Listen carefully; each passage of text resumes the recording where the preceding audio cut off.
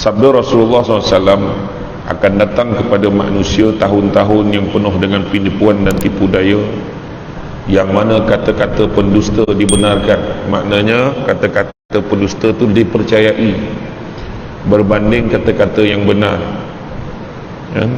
Diberi amanah kepada pengkhianat dan dikhianati orang-orang yang amanah. Maka kemudian akan berkata-katalah golongan Ar-Ruwaibidah. Baginda SAW ditanya, siapakah dia golongan Ruwaibidah ini? Maka baginda SAW menjawab, orang yang bodoh lagi fasik berbicara, mengurus berkaitan perkara umum yang besar. Hadis riwayat Ibnu Majah.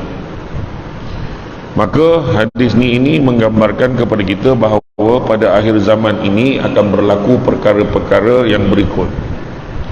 Yang pertama, pendusta akan dipercayai. Orang yang membohong ni, orang yang mendusta ni lebih dipercayai. Apatah lagi orang-orang ini dia menguasai bidang utama, perkara yang paling besar pada agenda hari ini, iaitu media sosial. Dia menguasai tu, dia buat dalam bentuk yang sangat cantik, sangat, jadi orang cakap, ish, takkan tak betul ni, macam tu. Dia lebih dipercayai. Jadi kesannya orang yang baik, yang betul, cakap perlahan, tapi dia tak gunakan media sosial, susahlah, kan? Jadi pengaruh dan kepercayaannya dibina agar ramai mengikuti setiap apa yang dihuraikannya, apa yang ditulisnya, apa yang dibentangkannya, siap dengan gambar, masuk pula macam ni, dia tunjukkan surat, hal tak jelas sangat pun surat tu, kononnya itulah yang paling tepat sekali, fakta terkini. Wah, ini confirm betul dah ni, kan? Macam itulah cerita ni, kan? Kemudian pendusta yang mempunyai wang yang banyak akan menaburkan wangnya kepada orang ramai bagi mencari pengaruh. Apatah lagi pada hari ini ramai orang lebih cenderung untuk menyokong dan mempercayai mereka yang berduit daripada mereka yang tak ada apa-apa, kan? Dia ni dah lah membohong, duit banyak pula, kan? Kita yang cakap luwih-luwih ni makin tak ada pula duit. Alah, kan? Itulah ujian dia tu. Jadi dia pun mulalah ikut orang-orang yang membohong ni juga, supaya dia pun berduit sama. Jadi itu matlamat dia. Berapa ramai yang membela pendusta hanya kerana kehebatan pendusta ini memutarbelitkan fakta. Begitulah hakikat yang ada pada hari ini. Ya, tu yang pertama, pendusta lebih dipercayai. Merana ke tak merana, kalau ikut tajuk ni confirm merana. Ya. Yang kedua, orang yang jujur didustakan. Ya. Pada dunia akhir zaman ini, orang yang jujur tidak akan dapat kekal lama dalam sesuatu kebaikan. Bila orang sebut dia tu baik, orang akan cari jalan untuk memburukkan dia, kan? Tak boleh tu. Ketua kampung tu tak boleh pakai, contohlah, kan?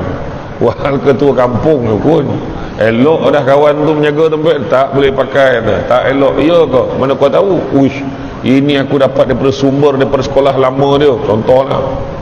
Dikorek cerita tu, kan? Keluar, kan? Kejujuran orang ni amat dibenci, kerana kejujuran itu akan menyekat pihak lain untuk mengaut keuntungan. Macam tu.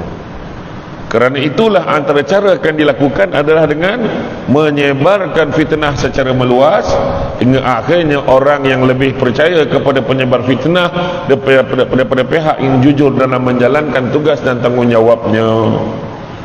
Bos-bos tu baru kerja, bos ni ikut peraturan, bos ni kata ni tak boleh, yang ini boleh, yang ini jangan, ini kena ikut prosedur, saya tak nak luluskan, nanti besok akhirat Allah tanya saya. Dia cakap macam tu. Tak sampai 2 minggu kena tukar anak kawan tu balik kampung. Baru nak naik terhenti. Apa pasal? Ada kes, dia katakan. Orang pula cakap ada kes. Tak sangka, nampak baik. Dia lebih kurang dia tu. Tersebar cerita tak elok pada orang yang baik, kan? Pada hari ini tidak susah nak menularkan fitnah. Dalam masa 1 saat sahaja segalanya boleh tersebar dengan cepat. Tulis elok-elok, dengar cerita, dia kata orang ini pap nama si Fulan bin si Fulan, kerjayanya begini, kedudukannya tertinggi dalam tempat ini, katanya telah menerima wang suapan sebanyak ini. Jumlah tu pula dia tak tulis 15 juta, tu tulis 15.236 juta. Wah, ada punya figure tu, biar ada bunyi real kan. Beliau telah ni bab kita pun share sekejapan saja jadi jutawan dosa. Sebab orang yang dapat pula share dekat grup. Kita pula handphone kita tak adalah banyak sangat, ada dalam 238 grup macam tu kan.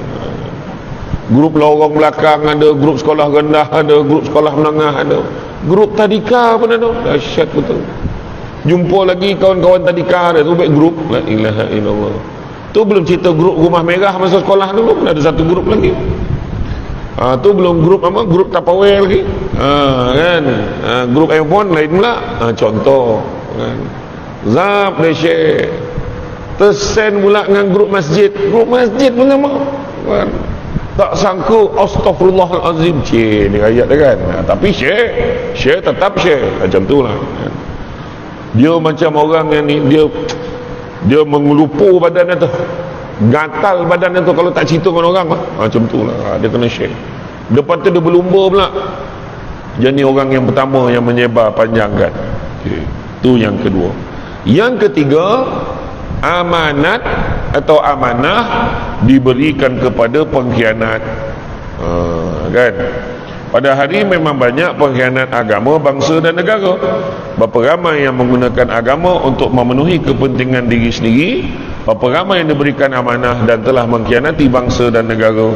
Mereka bukan memikul amanah itu untuk membela bangsa dan mendaulatkan negara, tapi sebaliknya membiarkan bangsa mereka sendiri terus merengkok dalam kehinaan dan penderitaan dan membiarkan negara menuju kehancuran.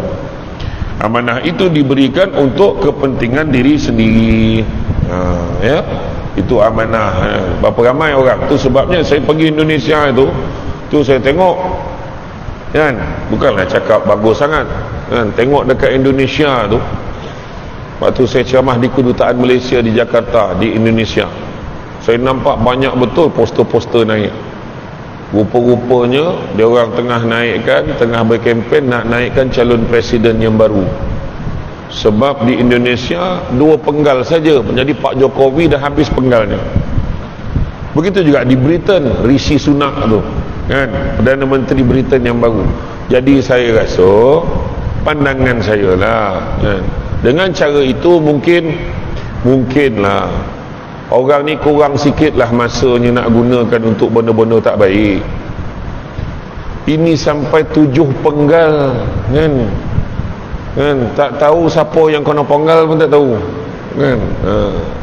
Batuk lagi banyak pada bercakap macam mana.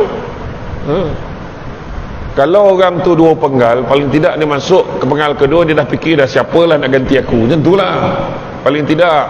Mungkin kan. Saya tahu kata-kata saya ni mungkin tak sampai ke parlimen, tapi paling tidak saya menyuarakan pandangan kan. Ya, orang nak saya lagi ni. Kau bercakap memang kau tak tahu belakang kau orang menyampah kau lah. Ni kan bercerita lagi tu kan, kesian. Jadi mentaliti tu, jadi kemungkinan bila dia terlampau lama, kemungkinan peluang dan ruang dia untuk membina sesuatu perkara yang negatif sangat luas, sangat besar kan. Jadi tu sebab tak payah lama-lama kan. Pilihan raya baru ni Allah tunjuk betul dengan kita kan. Allah tunjuk dengan kita, pangkahnya tak naknya. Orang ni pangkahnya tak naknya, dua-dua dapat tuan-tuan. Nampak macam mana? Pagi pilih barang, ingat bukan pilih, tak sangka pula dapat free gift. Yang faham-faham lah, tak faham sudah kan. Jadi macam tu lah tuan-tuan.